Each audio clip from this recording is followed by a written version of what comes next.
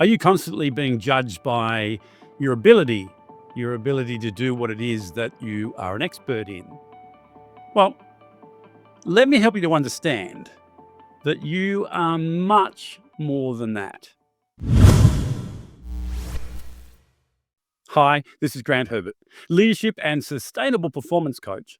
And today I want to continue our conversations we're having around the shifts that we need to make in our personal leadership by helping you to look at your intelligence in a different way. A lot of people in professional services look at their technical ability. And not only do they do it, but those who are recruiting them and having them in their firm judge them that way as well. However, there's another type of intelligence that we really need to focus on. And unfortunately, it's not valued as much as it could be. In fact, a lot of people tell you that it's soft skills and it's not important and it's not going to get the results that you want. We need those hard skills, those technical skills. And whilst we do need them, these other forms of intelligence are what are going to help us to get our results in a healthier way, sustain that for a longer period, and have others enjoy the process along the way. Now, the intelligence that I'm talking about here is one that I did not possess at all in my corporate career. And in fact, my military career before that as well. And I now know, as an expert in this field, why that is. I know the underlying psychology behind me behaving the way that I did. But I really wish that I had been exposed to this amazing form of intelligence that you and I possess, and therefore had been able to develop that so that it could bring me the results that I needed. The type of intelligence I'm talking about helps you to shift from singular focus around your technical skills to embracing multiple competencies that you have that are valuable and will help you to be the leader that you need to be. The two types of intelligence that I work on here are both emotional intelligence and social intelligence. Our emotional intelligence is our ability to be aware of what's going on in the moment in our emotions. And here's the thing. Although people will tell you that emotions are not relevant, or they might even say, stop being emotional, that is physically impossible. And they are extremely relevant, and here's why. You and I are emotional beings. In this age of AI, there's a separation that we need to continually put out there, a distinction that helps us to rise above anything artificial, and that is our ability to tap in emotionally. However, if we're not taught how to use our emotions, they can actually become a roadblock rather than a resource. Emotional intelligence allows us to not only know what is going on emotionally, but it also allows us to manage the responses that we have to those things that are going on around us.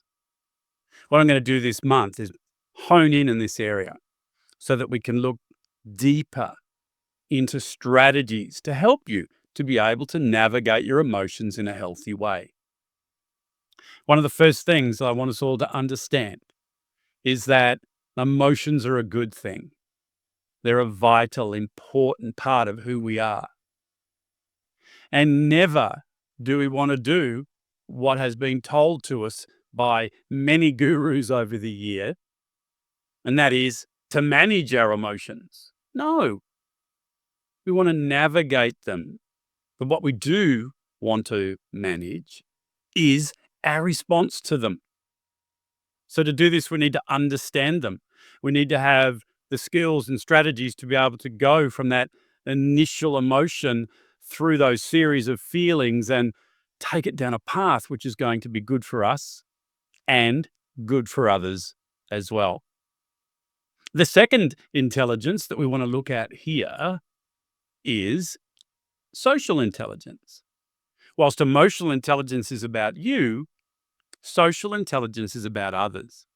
And it's your ability to be able to understand what could be going on emotionally in another human being and then be able to manage that relationship in a way that eliminates all the stress and conflict, and it's good for both of you.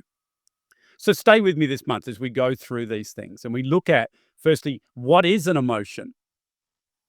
Understanding what it is rather than what we've been told it is helps you to realize how important it is. An emotion is a cue, it's a clue that is given to your body physically. It's a sensation that you go through, that you identify, that tells you something's going on in your world right now.